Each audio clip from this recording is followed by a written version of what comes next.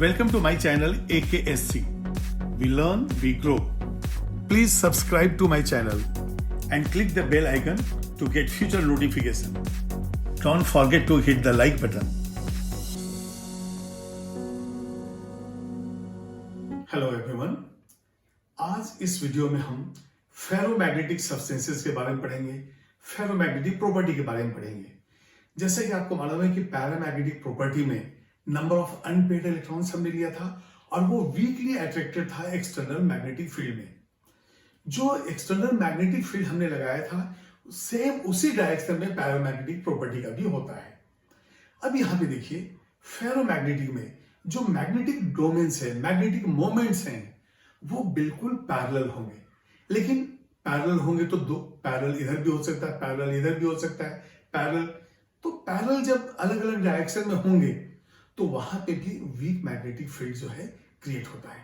लेकिन जब आप एक्सटर्नल मैग्नेटिक फील्ड में डालते हो तो सारे मैग्नेटिक डोमेन्स एक लाइन में पैरेलल अलाइन हो जाते हैं और ये बिल्कुल स्ट्रांग मैग्नेट जैसा बिहेव करता है। स्ट्रांगली ये जो है मैग्नेटिक फील्ड से अट्रैक्ट होता है।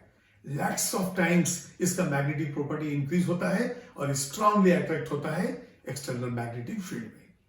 तो सबसे पहले हमने क्या बात किया कि ये जो है पूरे के पूरे मैग्नेटिक डोमेन जो है पैरेलल होंगे, लेकिन पैरेलल कुछ ऐसे होंगे, कुछ ऐसे होंगे, अलग अलग डायरेक्शन में होंगे। और जब एक्सटर्नल मैग्नेटिक फील्ड अप्लाई करेंगे सारे एक डायरेक्शन में पैरेलल स्पिन में पैरेलल डायरेक्शन में आ जाएंगे, तब ये बिल्कुल ही स्ट्रांगली अट्रैक्ट होगा। ये बिल्कुल आपको क्लियर है। तो फेरोमैग्नेटिक में भी मतलब ferromagnetic substances are those paramagnetic which are attracted very strongly in the external magnetic field. तो यहां पे हम देखेंगे magnetic moments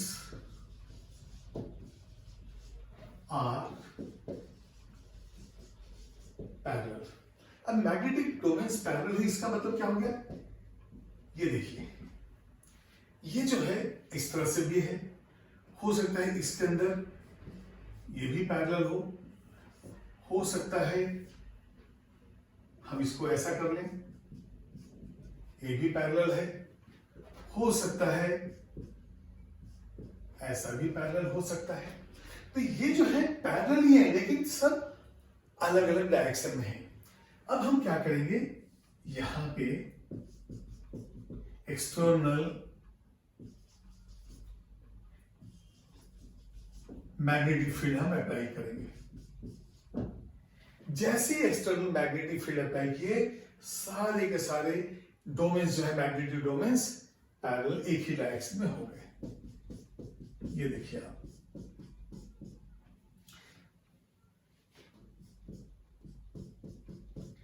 ये देखिए। तो अब ये जो है स्ट्रांगली जो है मैग्नेट की ओर अट्रैक्ट होगा। Now strongly it is attracted in the external magnetic field.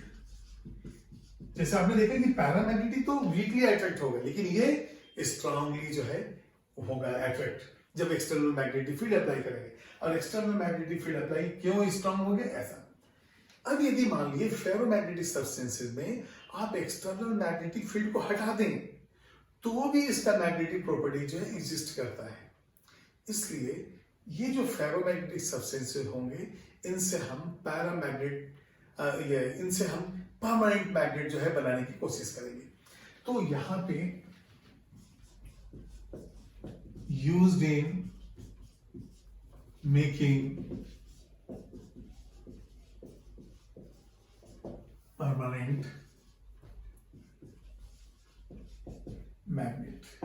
तो ये जो फेरोमैग्नेटिक सब्सटेंसेस हैं वो कौन कौन से हम ले सकते हैं? ये हो गया example iron, cobalt, nickel, CrO2 etcetera. तो यहां पे फेरोमैग्नेटिक सब्सटेंसेस के लिए डायग्राम हम ऐसे बनाते हैं जिसमें सारे के सारे जो मैग्नेटिक डोमेन्स हैं वो पैरेलल हैं। कई बार आपको डायग्राम्स ऐसे भी मिलेंगे, तो वो डायग्राम भी आपको मालूम होना चाहिए।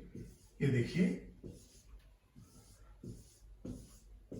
है एक ही चीज, लेकिन हम देख रहे हैं कि सारे जो अलाइनमेंट है वो अब एक तरफ से हो गए, एक साइड में हो गए। तो जैसे आप जब मैग्नेटाइज करते हो किसी आयरन पीस को, तो हम क्या देखते हैं, यदि सारे मैग्नेटिक डोमेन्स के नॉर्थ पोल एक तरफ, साउथ पोल एक तरफ होते हैं, तो हम बोलते हैं स्ट्रॉन्ग मैग्नेट बन गया। तो वैसे ही यहाँ पे जो मैग्नेटिक डोमेन्स का अलाइनमेंट है सारे पैरेलल वन डायरेक्शन में हो गया, तब ये जो है स्ट्रांगली अट्रैक्ट होगा मैग्नेटिक फील्ड से। तो ये आपके एग्जाम्पल है आयरन, कोबाल्ट, निकल, CrO2, और भी एग्जाम्पल आपको याद करने होंगे। Please note down.